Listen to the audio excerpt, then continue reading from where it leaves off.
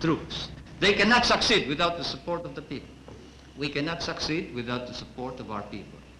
I am happy to see that the reaction throughout the country is favorable. I have received hundreds and hundreds of telegrams from all corners of the Philippines congratulating you and incidentally me for the proclamation of martial law, for the sudden cessation of anarchy and of criminality throughout the land, and of the re-establishment of an atmosphere of brotherhood amongst Filipinos. Now everybody seems concerned about his neighbor. Now everybody seems to be involved in the destiny not only of himself but of the entire country and of the entire nation. And this is what we have been hoping and praying for. I repeat, it is necessary to reform in order to attain the victory that we seek. It is necessary that we attain all the objectives that we have set. These objectives are, we must give to the poorest man whatever is his due. The rich man must now understand that this is a new kind of society. We will protect his rights. For whether he is rich or poor, he has rights. And those rights are as sacrosanct as the right of the military to dignity and to a reputation and a standard of proficiency to which he is entitled.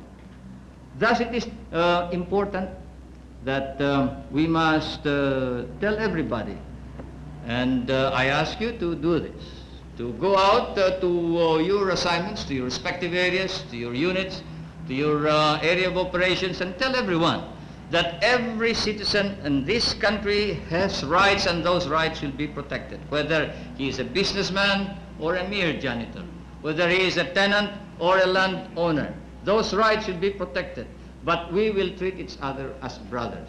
The landlord must now learn to live with the tenant, and the tenant must be given his due. I am proclaiming today land reform throughout the entire Philippines.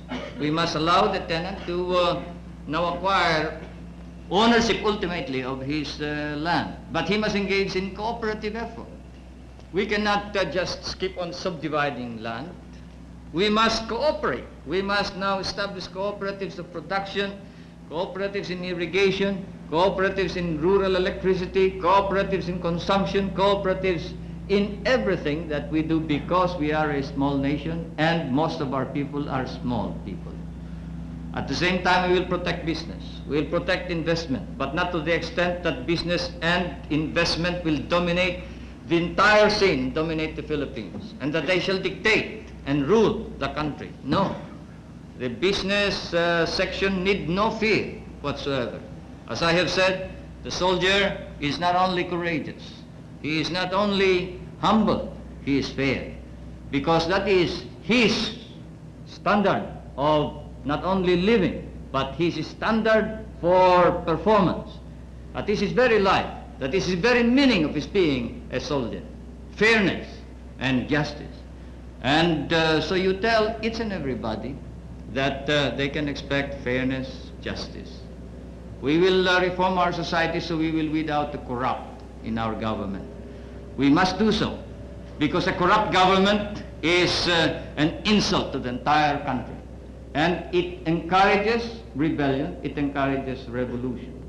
There can be no success, no victory, no achievement if we do not alter and change our political institutions so as to be able to remove the sterile and obstruct the attainment of the ideal that we have. The armed forces of the Philippines have set up a standard of their own. I know that you are engaged in cleaning up your own ranks. You are policing your own ranks. The Secretary of National Defense, the Chief of Staff have recommended, the major service commanders have recommended that we now establish a military commission to investigate, try and punish all personnel of the armed forces of the Philippines who may not perform in accordance with the exact standards, exacting standards of proficiency of the professional soldier. Because of this,